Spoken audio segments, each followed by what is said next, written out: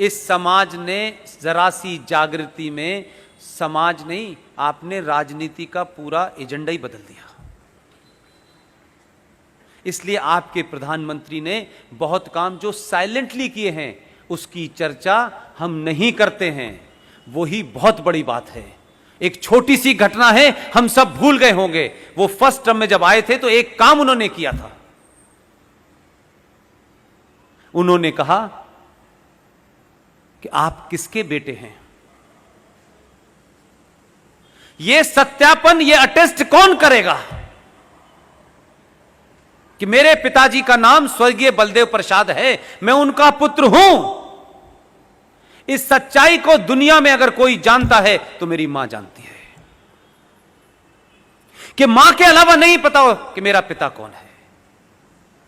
मां ने जिसको बता दिया है ये तुम्हारा पिता है, हम पिछले कई सालों से उसको अपना पिता मानते हैं। मेरी मां जीवित है। ये जो कहा गया कि आप किसके पुत्र हैं, आप अपना एफिडेविट दें, आप अटेस्ट करा के लाएं कि आप किसके बेटे हैं, तो ये डीएम साहब को कब पता चला कि मैं किसका पुत्र हूं? वो कहां खड़े होकर देख रहे थे?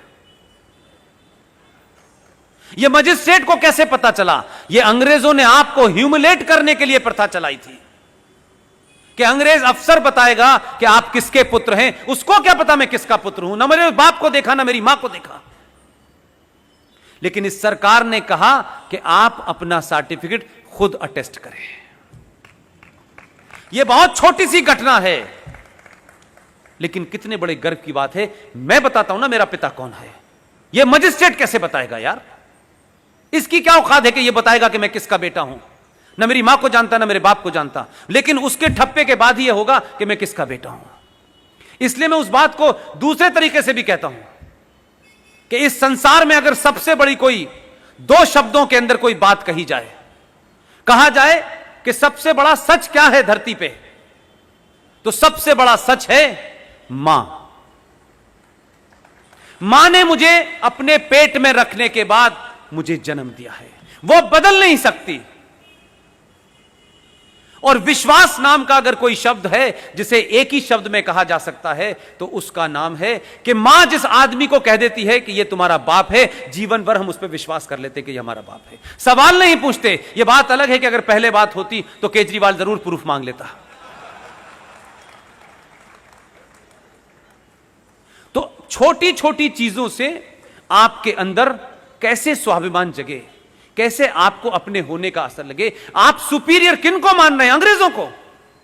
वो बता गए क्योंकि उन्होंने ये प्रथा इसलिए चलाई थी, उन्हें राज करना था। अब देश आजाद हो गया, ये प्रथा खत्म होनी चाहिए। इसीलिए भारत के राष्ट्रपति के घर में जो छोटा सा बदलाव हुआ उसकी बारे में बात नहीं होती। हमें सिर्फ 370 और 35 पे नजर आती है। बहुत सारी घटनाएं ऐसी हुई हैं जो आपको पता नहीं है, और बार बार आपके माध्यम से रिमाइंड कराता रहता हूं मैं। जरा इन चीजों को भी सोचो। हर चीज में प्रॉफिट लॉस नहीं होता, हर चीज मटेरियलिस्टिक नहीं होती, कुछ चीजों का फिलोसफिकल मीनिंग होता है। पहले टर्म के प्रधानमंत्री बनने के बाद राष्ट्रपति चले गए। राष्ट्रपति भवन में जाकर उन्होंने पूछा कि भारत की पहचान के रूप में भारत में जितने भी विदेशी मेहमान आते हैं, जब आप उनको विदा करते हैं तो भारत की पहचान के रूप में क्या दिया जाता है? वो कांग्रेसी थे, उन्होंने बिना कुछ सोचे समझे कह दिया कि हम ताजमहल देते हैं। ताजमहल भारत की पहचान हो सकता है? नहीं। उसमें मेरा दूसरा पॉइंट भी है। कुरान में, इस्लाम में कब्रें हराम हैं। कब्र का कंसेप्ट इस्लाम में नहीं है। ये जो देश भर में जमीन घेरने और इस्लामिक दुकान चलाने के लिए और इस्लामिक आइडियोलॉजी को फैलाने के लिए ये जो कब्रिस्तान बने हुए हैं कि यहां इसका कब्रिस्तान है, वहां उसका कब्रिस्तान है, कब्रिस्तान का कंसेप्ट इस्लाम में नहीं है मेरे भाई।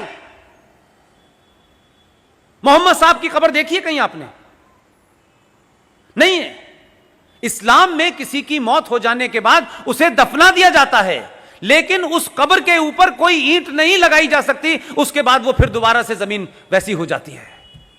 लेकिन भारत और पाकिस्तान और इस इलाके के अंदर Islam is not a religion, Islam is a political ideology to capture power. इस एजेंडे के साथ चल रहा है।